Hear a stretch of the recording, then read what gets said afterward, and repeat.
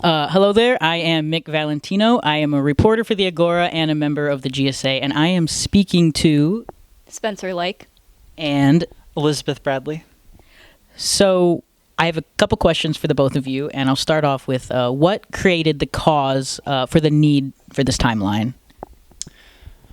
I would say that overall we want to bring more awareness to some of the ongoing issues that the GSA has had on campus. There's been a lot of complications with a lot of different things, and I think awareness is just something that needs to happen with it. Along with awareness, I think it also gave a place for the whole GSA to see really what all has happened. And I mean, it's a functionable timeline. We're all now up to date and are able to see exactly what's been happening in chronological order. And I think it's helping us to put everything together a lot easier. For sure. So what are your hopes for the timeline? Well, I'm hoping it kind of relates back to the last one, but I'm hoping that it brings more awareness and lets people know what's been going on and how publicized it actually has been. I feel like a lot of people aren't aware of the issues. A lot of students just kind of come and go and don't hear about it. And I think that the more people that know, the better it is for everyone. I think it's also helping that while a lot of students don't know, I think the ones who have heard about things happening have only heard bits and pieces, and this is a way for everybody to see everything completely put together and to realize that this isn't a small single issue. This is something that's been spanning multiple months on this campus. So what was it like to find out the GSA signs were taken down? I can take that. The best way I could describe it is just disheartening. The GSA really was trying to bring awareness to some issues that a good amount of students were coming to us and the advisors and overall just bringing to light. We really wanted to help people and not let harassment happen in the restrooms, and it just really did not feel good to see that get taken away, especially when it was cited a certain policy that was not cited evenly amongst all student groups. For me, it was confusing and frustrating. I had just joined the GSA around the time that the signs were being taken down, so I was learning about what the signs even were at the same time. I had seen the signs in the bathroom before, and I had thought they were cool, even though I didn't know anything behind them. So it was just confusing for me to know, or to see the signs being taken down and go, why would they be? I thought the signs were great before I had figured out their cause. And now that I know the history behind the signs, I think it's even better. So in your timeline, you state that the administration met up with the community members. How did that feel, finding that out? Can you walk me through your emotions? Yeah, so there seems to have been a lot of discussion amongst the cabinet here at the college, and concerned community members is what they were being called. I believe that they may have been protesters from Moms for Liberty, but it was not great to hear, especially since we hadn't really had an opportunity to meet with them. We did end up having that meeting, and I'm glad that we did, and we would love to have more in the future, but earlier in the process of these protests and everyone protesting this, it was not great to hear that they were meeting with the protesters and not making them public meetings and not recording minutes. It was really concerning for me. I mean, all the reasons you just said, especially because the GSA hadn't met with members yet, and I didn't understand why would meetings be held with the concerned community members before the GSA members, especially when we found out that most of those community members, if not all of them, aren't students on this campus and aren't related to students on campus. Shouldn't this problem be addressed with the people it's affecting before the others? I just wanted to add that one thing I've been thinking of throughout this process as these protesters have been coming to the board meetings and stuff is that I haven't seen a single student come and protest us. I haven't seen anyone that I know of that goes to this school themselves come and protest us. I just feel like that's very telling.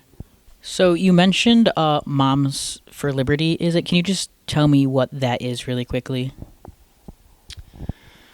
So I'm not very, I haven't done a, I'm not very aware of exactly what they do, but from what I've seen from the little research I have done, they seem to be a right-wing extremist group. From what I can tell, they seem to be somewhat anti-government, but that's just what I picked up on. How has administration dealt with the events of this timeline and everything that's happened since 2019? Not smoothly. Things have been done recently, like that meeting that the GSA had with Dr. Corte, and there have, more recently since that meeting, there have been steps to reinforce the sign policies around campus more fairly, but overall it seemed very fumbled to me. There's been emails sent out saying that there was support for GSA members and for queer students on campus, but a lot of that support hasn't necessarily been shown through actions up till very recently. And we're hoping, or at least I'm hoping, that the steps have been taken since that meeting continue to happen and that we can build on that more with more meetings.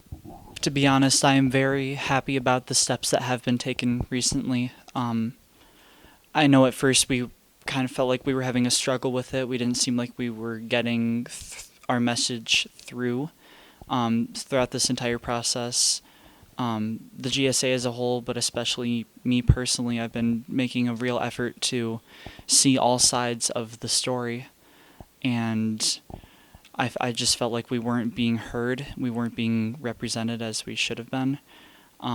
But I am glad to have seen the steps being taken. I can't wait to have better communication and better steps taken in the future as well. Are there any plans moving forward? For now, I think it's a little bit of sitting and waiting to see what steps do get taken and how these different things that have already happened get received, how policies get changed as the semester comes to an end. So I think right now we're just kind of playing a little bit of a waiting game. So the talk of having another meeting between the GSA and Dr. Corte, I don't think we're actively planning another date, last I saw, but there's been conversation. But we want to have one in the future, I know. And then, like you said, waiting, especially because of the letter that was presented at one of the Board of Trustees meetings with the requests that the GSA made. I know that we have gotten feedback on those requests, but now we're just waiting to see when or if those are carried through and what that's going to look like and what the response is going to be back on campus and with the community members. I know this is a rather vague question, but how do queer students feel on campus? Do they feel supported by administration or faculty? I can't speak for all queer students, but I personally have been going back and forth. When I first started coming onto campus, it was very neutral. The teachers or the professors on campus who support LGBTQ students, I found, are very open with that support and make it known that they support, while the ones who don't aren't. They don't talk about it much. It doesn't come up much. So it's been really nice to see, since all these events have been happening, the professors that do support us are being even more open about that and are making it known that they support us. And a lot more professors who had not necessarily been speaking about it more have been kind of coming out of the woodwork and stepping up to say, we also support you, even if we haven't talked about it much. It really depends on the staff member here. Most of the professors I interact with have been very supportive, but I also tend to take classes with the professors I know support me more, so I can't say how many people on campus do, but it's been a back and forth. Recently, we've also seen a little bit of, at least as far as I know, talk about reform with the Title IX policy.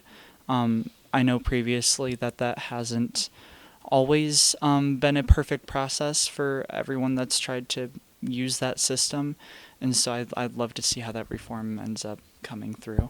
I just want to say that this timeline is not intended to make any specific group or person or anything like that look bad. It is to show objectively what has happened, and we want it to be a learning experience for all of us. including the GSA. I'm meant to point fingers. It's showing everything that's happened, and I think it'll help for a lot of people to keep our facts straight, because I think throughout all this, there's also been a lot of claims, mostly on social media, by the community members who have claimed events that have not happened. And I think this is a good way for us to keep our facts straight and know exactly what has happened in the plainest way possible. Well, thank you both very, very much for letting me talk to you about this. It means a lot. Yeah, thanks for having us. Yeah, thank you.